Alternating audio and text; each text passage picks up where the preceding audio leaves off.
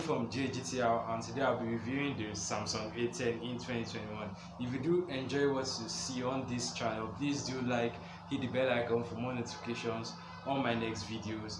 With that said, let's get into the video. So the Samsung A10 was launched a while back in March 19th, 2019, aimed at the budget smartphone level. Now sits around the price of $137. Let's take a look at how it holds up in 2021.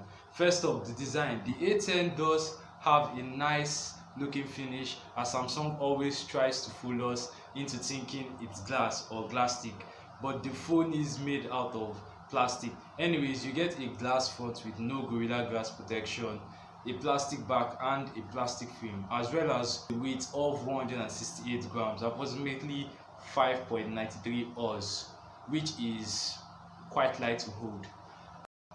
At the front, you do get a 6.62-inch LPS LCD drop notch display, which doesn't disturb that much when using the phone. A screen to body ratio of 81.6% with a resolution of 720 by 1520 pixel, an aspect ratio of 19:9 with a PPI density of 271. The bezels on it are decently slim enough for the price point, though the chin bezels are quite large a bit, but it's still fine. Anyways, at the bottom you get a 3.5mm headphone jack with a micro USB 2.0 port with a mic, and at the top you get another mic. At the sides you get your power button and volume button, as well as your SIM slot over at the other side, which supports hybrid dual SIM and also has a special and a dedicated slot for your micro SD card. What I don't like about the phone is the position of the speaker. Samsung opted to place it at the back, which is a bit off. I mean, it's really hard to get a good sound when your phone is on the table or when you're playing game because of your hand. It will block the speaker at the back. There is no protection on this phone, so if you're a type that is really careless with your phones, I do recommend a case and a screen guard just for extra protection. In terms of performance, the A10 it's still quick in opening apps at a considerable speed. I have no troubles when dealing with the opening of apps. The A10 does come in two storage variants: 32GB of ROM, 2GB of RAM, or the 32GB of ROM, 4GB of RAM.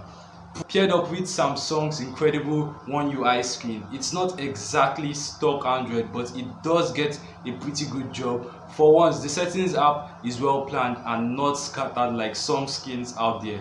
The A10 does come with Android 9 Pie, and you can upgrade it to Android 10. It supports a 2-year software update. Haven't gotten any update for Android 11 yet, finger quotes on that. The A10 bags Samsung's Exynos 7884 chipset, which does well.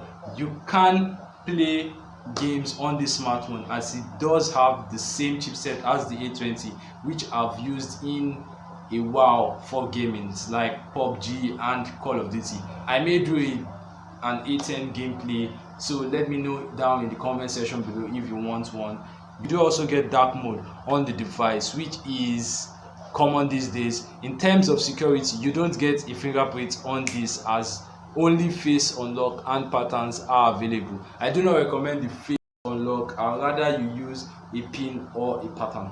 Moving on to the cameras, the A10 gets single 13-megapixel main camera with aperture of 1.9, as well as an LED flash. Entering the camera settings, you get an HEIF, as the rear camera can shoot at full HD, as well as the front camera.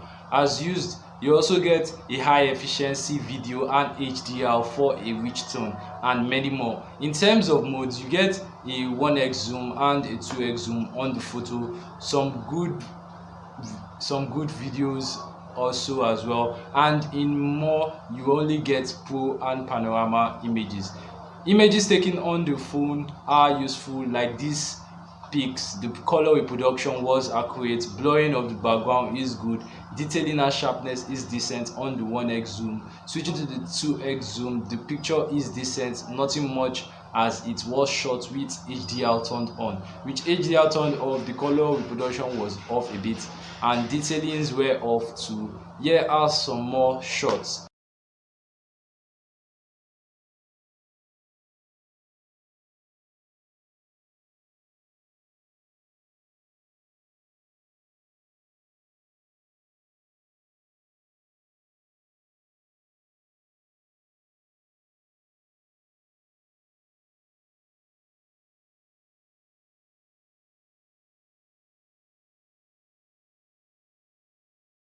In terms of video, it just shoots at 1080p, at 30 frames per second, at the front camera. And lastly, the battery life. The A10 does get a 3400 mAh as well as power mode to help sustain your battery life for a longer period of time. As you can see my battery usage, I did manage a full day of use, and like I always say, if you do have a good software optimization phone, you will get a better and a longer battery life.